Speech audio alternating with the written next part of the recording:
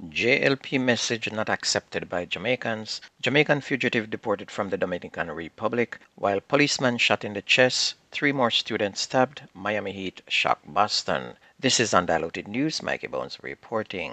General Secretary of Jamaica Labour Party Dr. Horace Chang has acknowledged that the party's message has not been resonating with the country ahead of the next general election, which is constitutionally due in 2025. In a bid to further strengthen its organization structure and to improve its message, the ruling party made changes to its central executive during a meeting on Sunday. The central executive is the party's second highest decision-making body outside of its annual conference. And speaking yesterday on the morning agenda on Power 106, Dr. Chang agreed that the party has to change its messages.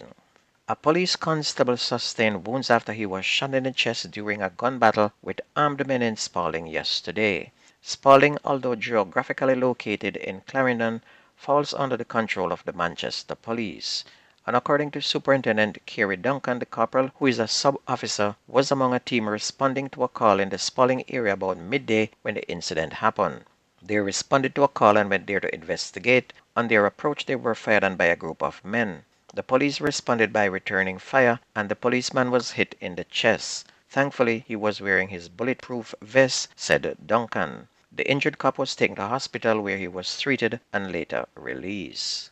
A fugitive who fled the island on the weekend after a warrant was issued for his arrest in connection with a shooting in St. Mary last month was deported from the Dominican Republic on Tuesday following his capture in that country.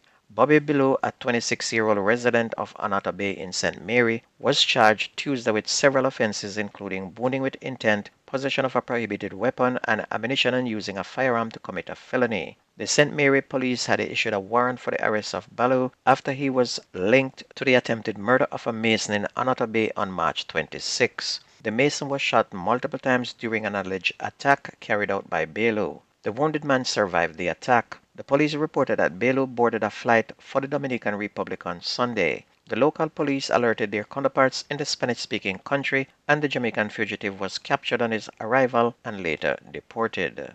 The St. Mary police are now probing another stabbing incident involving three high school students in the parish. Reports are that the students who attend Taki High School got into a dispute sometime after school in the Gale Square, and during the brawl, the three boys sustained knife wounds. They were later taken to a medical facility for treatment, and this is the latest in a series of violent incidents involving high school students across the island. A student attached to Irwin High School in St. James was fatally stabbed during a fight involving a group of his schoolmates last week. A 25-year-old security guard has been removed from the University of the West Indies Mona campus after it is alleged that he attempted to abduct and rape an 8-year-old girl.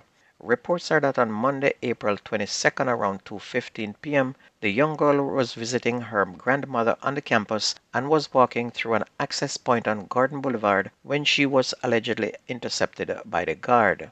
It's alleged that the guard diverted the child from her path and attempted to rape her, but the child raised an alarm.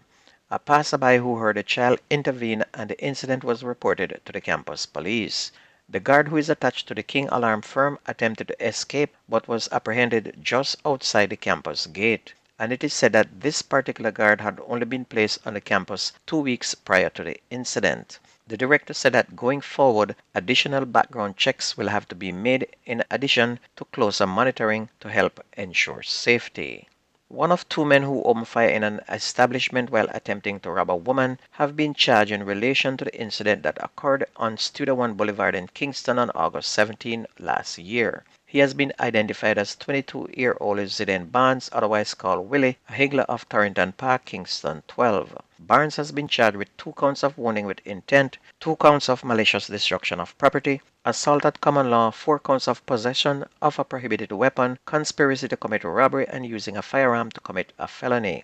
According to the police, about 5:15, Barnes and another man entered an establishment posing as customers. The police said the men brandished firearms and pointed it at a woman as they tried to rob her before opening gunfire at other individuals. When the shooting subsided, the complainants were reportedly found suffering from gunshot wounds. They were taken to hospital where they were treated and released. And on Thursday, April 11, Barnes was arrested and taken into custody where he was subsequently charged after he was positively identified during an identification parade, the police said. A taxi operator was killed and three of his passengers injured by a gunman posing as a passenger in Linstead in St. Catherine on Tuesday night. The deceased is Gabian Lewis of Benbow District in Guys Hill, St. Catherine. Reports are that shortly after 10 p.m., Lewis was driving his taxi along King Street in Linstead with four persons on board when one of them asked for a stop. The man exited the vehicle, pulled a firearm, and fired several shots inside the vehicle. He then fled the area on foot. Lewis succumbed to his injuries at the scene, and residents assisted the three injured passengers to hospital where they were treated, and no motive has yet been established for that gun attack. On to sports, the West Indies women completed a 3-0 sweep of Pakistan women following their 88-run victory in the third and final one-day international in Karachi on Tuesday. They were led by a career-best knock from captain Hayley Matthews. The West Indies women who elected to bat posted 278 for 6, with Matthews making a career-best 141. Matthews and Shermaine Campbell, who made 38, added 93 for the second wicket, while Matthews and former skipper Stephanie Taylor, who made 47, put together 111 for the third wicket as well. Pakistan, in reply, were dismissed for 190 in 47.5 overs. The team now turns their attention to the fifth T20 International Series, which starts on Friday in Karachi. English Premier League, Liverpool got hit by Everton 2-0 and dropped them into second spot, leaving them 3 points behind leaders Arsenal and 1 point ahead of defending champions Manchester City. And with only 6 games left in this season, no team can afford to lose, especially to a team not in contention like Everton, who are just 8 points above relegation. A win for Liverpool would have seen them overtake Arsenal and they would have remained in front, but that did not happen.